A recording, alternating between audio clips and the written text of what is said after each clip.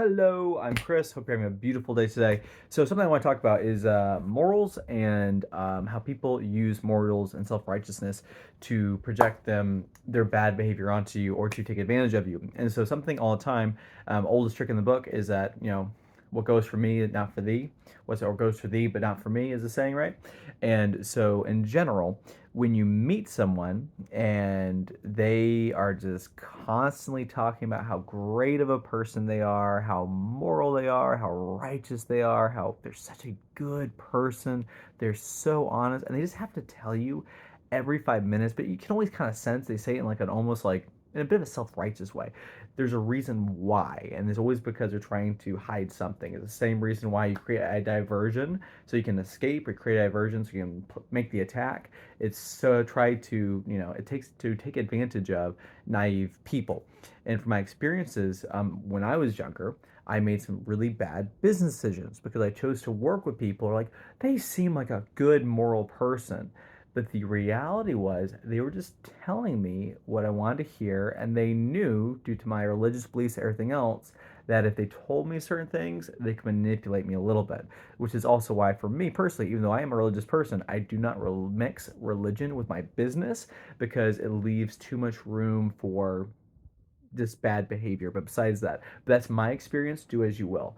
But so generally speaking, a big red flag with people, if someone does, oh, I don't do contracts. Never work with someone who does not do contracts for any reason. That is the number one sign of a crook. The other reason is never is that whenever you get a feeling, whatever the gut feeling is, even if it's a slight one, a slight gut feeling about somebody or situation, follow it. Like no quarter, no surrender. Follow your gut feeling. And throughout my life, whenever I haven't listened to my gut because I wanted to be nice, quote unquote, I've always drastically regretted it. Drastically. One story, quick story, so we all get it, is that years ago, I had a roommate. I met this guy right after I had my heart attack, and I just needed a place to stay. And so my credit had been hurt bad. I thought it was bad. It wasn't that bad really, but like my credit had been hurt because I just got a huge medical bill I had to pay and all this other stuff. And so I rent a room from this guy, and this guy was the most over the top, self righteous, and I'm a Christian by the way, but over the top, self righteous Bible thumper you've ever met in your life.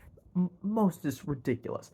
And with all that being said, he was the most dishonest, deceitful, judgmental. He stole from me regularly. He was stealing my food, found he was stealing my stuff.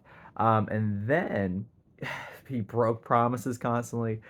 He would try to gaslight and just manipulate. It was just so strange. And then when we got another roommate who came into the house, he would like try to like create drama. It was so toxic. So I was able to get away like ASAP, thank God. And I treated him right, but still, I was shocked by how bad his behavior was. And lesson learned in general, when someone has to tell you every 30 seconds that they're the best person of all time, or they're super religious or righteous or character above all, like, no, do the right thing. People won't like you if you do the right thing. Half the people will love you, half won't. It's called being a man. Do the right thing always. But people who have to tell you they're amazing and everyone loves them so much, like stuff like that, yeah, stay away. But anyway, it's just my thoughts. Listen if you will. I appreciate you all.